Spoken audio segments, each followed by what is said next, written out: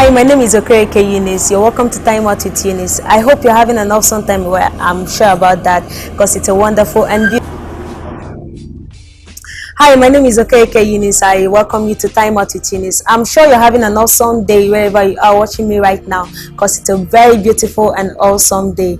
And what's so awesome about the day? We have a very young, talented, beautiful young lady in our midst today, and I'm sure you're ready to learn from her. You're ready to listen to her. Okay, let me just say something about her before I introduce her.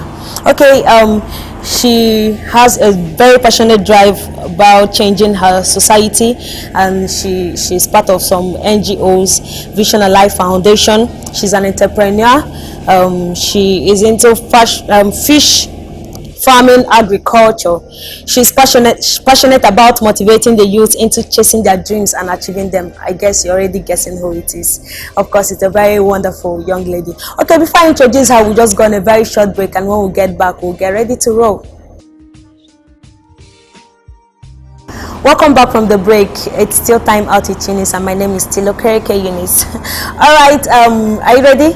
I hope you have your pen and your paper with you, because you know it's going to be very educating, because you have a wonderful young lady. All right, let me just introduce her.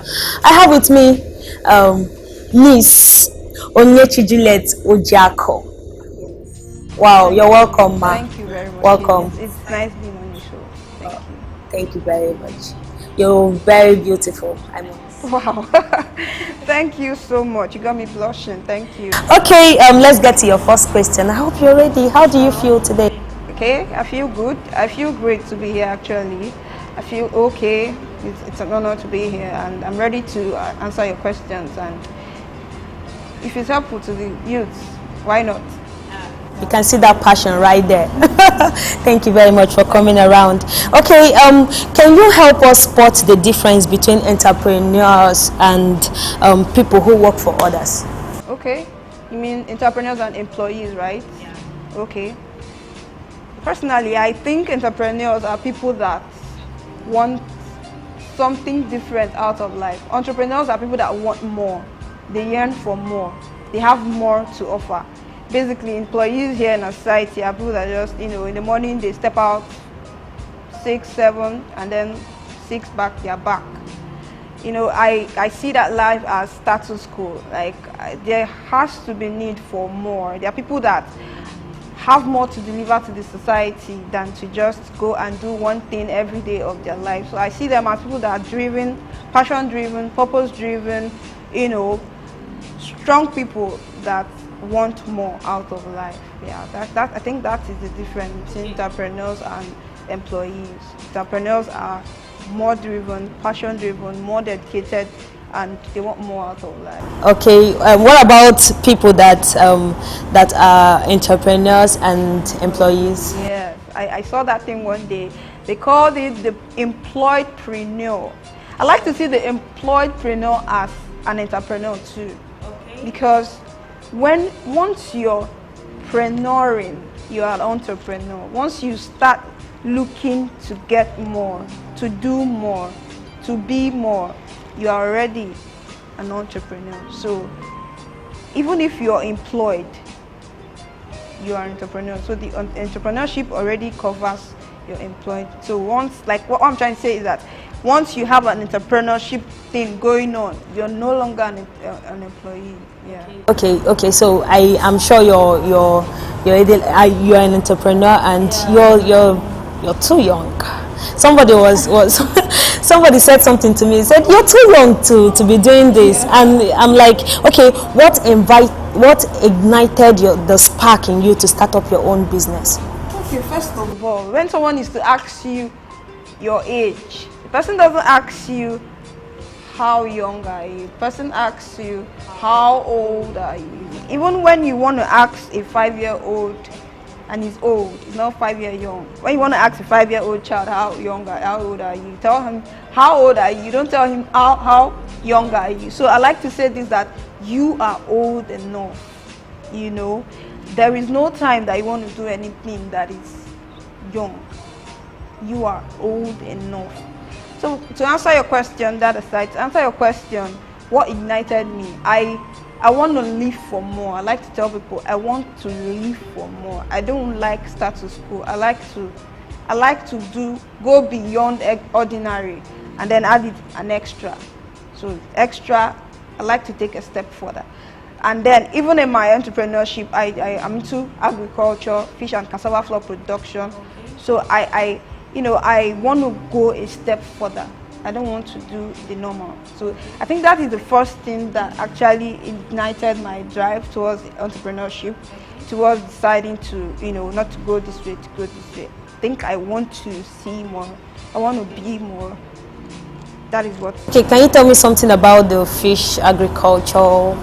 Okay, fish for now is on the hold. I'm majoring in cassava flour production, fufu flour production, cassava in powdered form. Wow. It's where I served. That was where I learned that producing fufu in a powder form. Now you don't need to eat fufu that's already been prepared in the market or wherever it was prepared. You don't know how it's been prepared, but this one is flour. It's like Samovita and all. You just get the flour, put it in hot water and turn, and it becomes fufu. So that is it. That's easy. I call it fufu in 3 steps. Yeah, so that is what I major. That is what I'm onto right now. So what made you go into fufu cassava? Okay.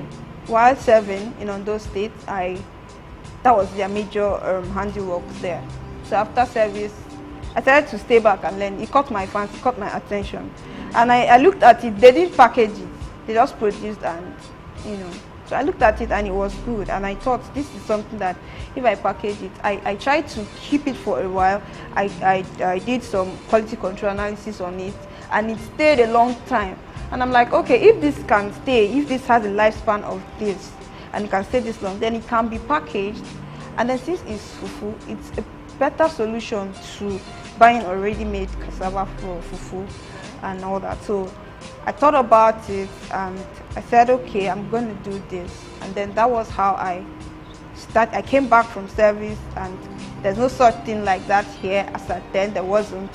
So I started it all, producing it and then giving out to my local community. They liked it, I liked the feedback I got, and then I continued. So that's basically how I started. Wow, that's nice. That's nice. I hope you get one for me. Sure. Alright, whenever I get one for me, you know whether I'm a fufu ambassador or not. Okay, I'd like to know, have you had doubting times in executing a project, business ideas, or a dream? And how did you go about it? There's always, I feel like the doubting process is part of the process. Okay. It's part of the building process. There are times when I wake up and I feel like there's no reason to, leave, to continue actually. Because at the point where you are, you've not gotten to your break-even point. So you've not gotten to the point where people realize that this is actually working. But it's working. You know what you're seeing, what you're getting. You know it's working. But people outside might not see it, and that could be discouraging. And to you, sometimes you might expect A, and what you see is B. And then you go to bed and you wake up, and sometimes you don't want to step outside. Because it's quite depressing. It's a very depressing moment. But I've come to look at it like, at those downtown times of your life, you just need to hold on. And once you've passed that stage, there's a fresh energy that comes upon you. You continue. It's like a springboard effect. Once you pass that stage, it takes you up to the next, and then you keep sailing. So those times come, but you hold on, and you scale through it, and those times are the beauties of life. Those times they're what gives you content. That's what gives you stories. There are times that when you go out and you're supposed to talk about something, and you remember one of the times when it's content. Yeah, so that's how I see it. Wow, thank you very much. Okay, we're just going a very short break, and when we come back, we'll get ready with Miss Onyinyechi. I'm sure you're learning a lot. Because I'm learning a lot. All right. Welcome back from the break. It's still time out with Yhunix. I'm sure you're learning a lot from this show. I'm sure it's impacting your life, and I'm sure you're with your pen and paper because you need to be jotting down a lot of things from her. All right, we'll just continue with our question. I'll get into the next phase of my question.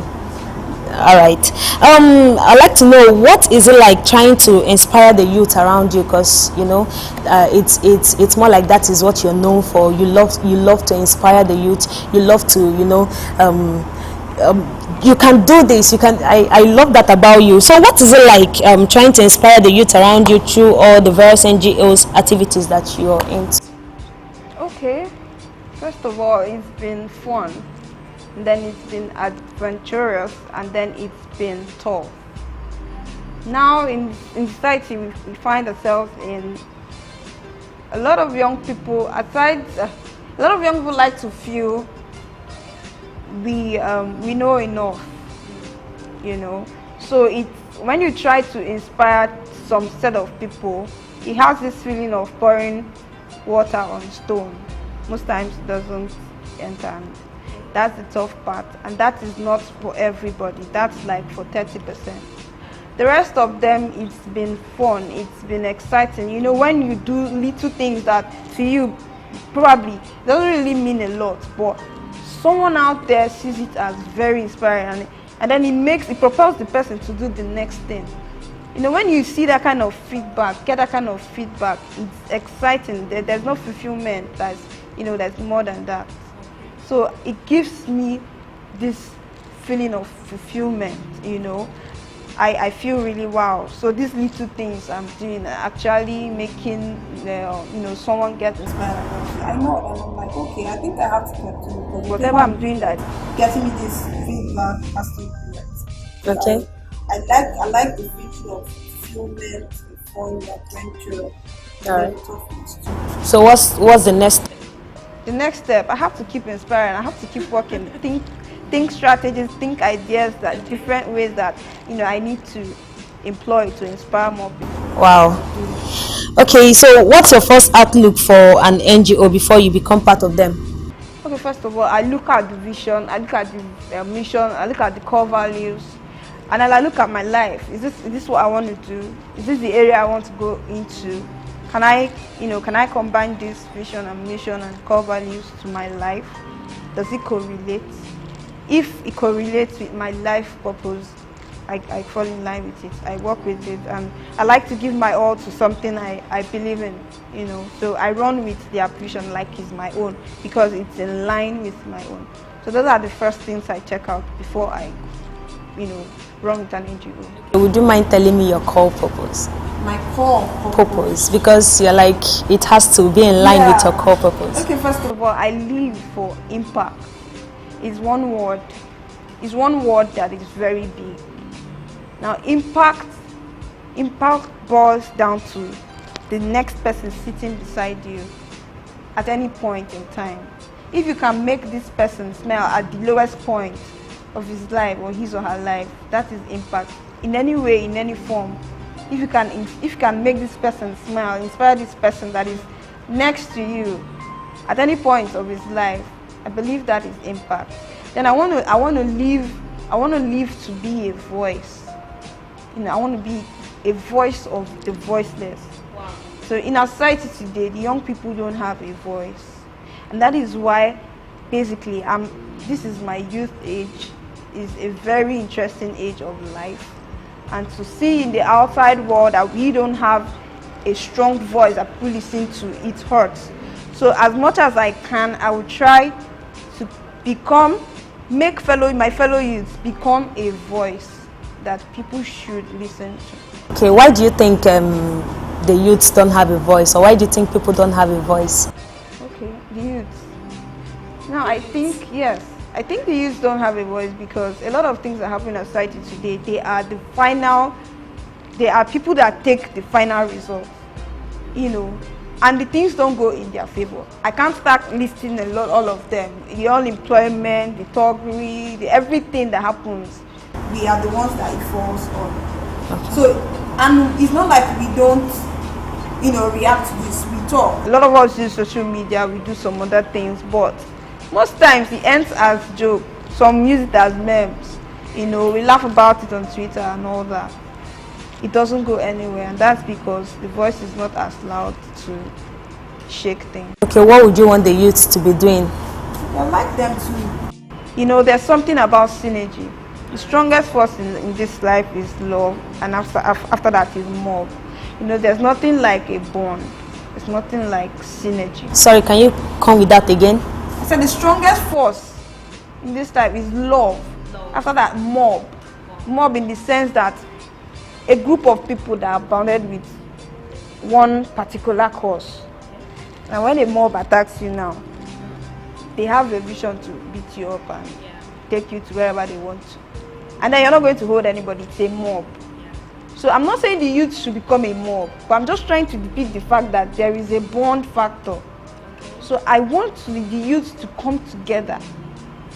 You know, it's only when they come together that what they say will sound. Okay, what about if the youth decide to become a mob and let's go and kill them? Where are they and all that?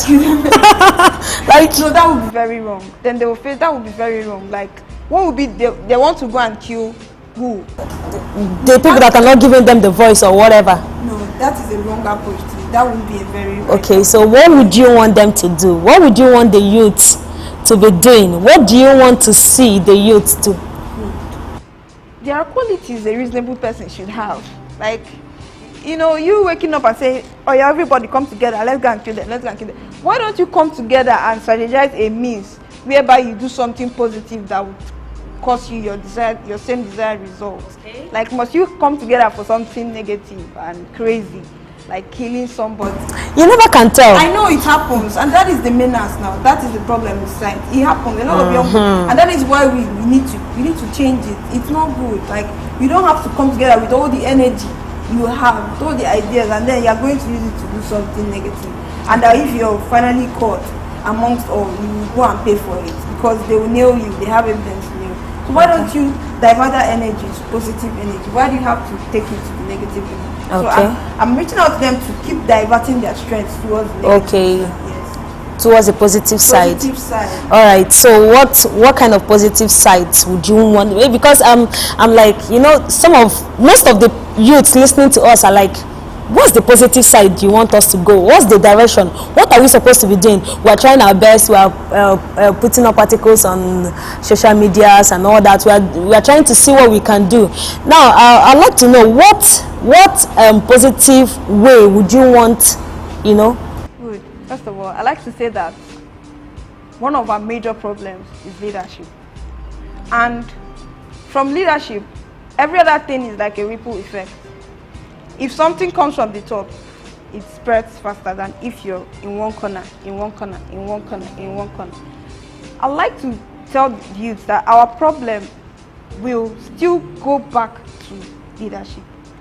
We are doing the right things, but there are pockets of nice things that are in different places.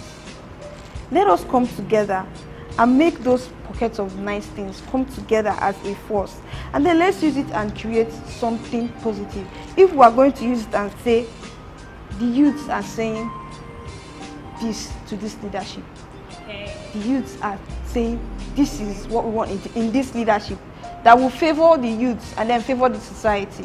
If they can come together and say that, whatever you are doing, if you're posting on the internet, you're doing this, you're doing that, you're doing whatever, if you can come together and then point at that major problem we have, I don't know if you understand, I think it's going to make a huge difference. All right.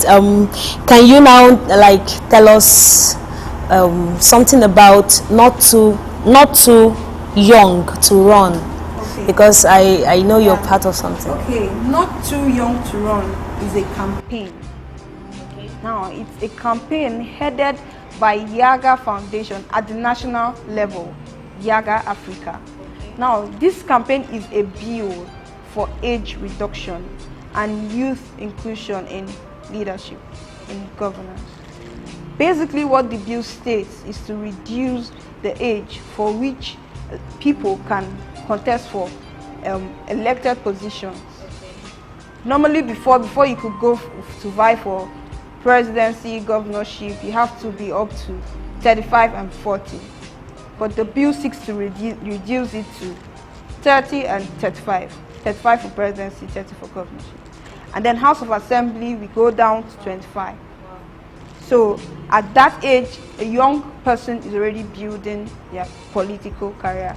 And aside this age reduction now, a young person can also have appointments. Now, from the way I see it, I want to believe that this bill will awaken a consciousness in young people politically if it's passed. Now, at age 25, 26, you're thinking leadership. You're thinking, how do I contribute to the leadership of my society? How do I do this? How do I do this? Because for now, if the age is still high, at 26, 27, you're like, it's not your business. I don't have anything to contribute because I'm not allowed to be there. Okay. So if we're allowed to, from 18, you can go to prison. If you're allowed to take responsibilities, if you're old enough to take responsibilities for your actions, I also think you're old enough to make some certain decisions, like being elected for an elective position. So that is what the bill seeks to achieve. The bill has been passed at the House of Representatives and at the Senate. It has been passed by 24 states.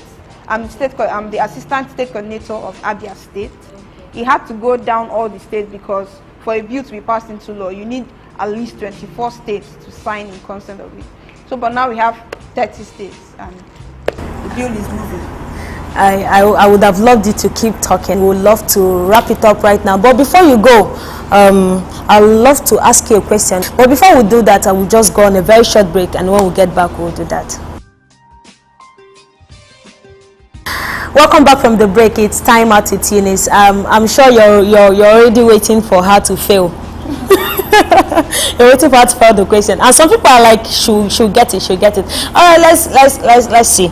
Lives without a body, hears without ears, speaks without a mouth, to which the air alone gives birth. What is it? Whoa. I think I'm lost here. Oh my god. That's a tough one. It's not that tough. Lives without a body. Time going. It's time to go. All right, I'll tell you. An echo. Whoa! Wow. Okay, before we wrap it up, I guess my Miss Onyinyechi has something to say to you. Why not just say something to them? Okay, in conclusion, I'd like to say there's more to life than being there. There's more to life than mediocrity. I like to say live for more, be more, do more, make impact in the world and make this world a better place. Thank you very much. Thank you very much for joining us. Thank you very much for joining us on today's episode. I am sure today has been awesome, and I'm sure you've learned a lot from Miss Onyinyechi. Okay, don't forget to like us on Facebook. Don't forget to follow us on Instagram. Don't forget to follow us on Twitter. Thank you very much for watching. This is Time Out with Yhunix. I still remain your delectable host, Yhunix. Have a nice day.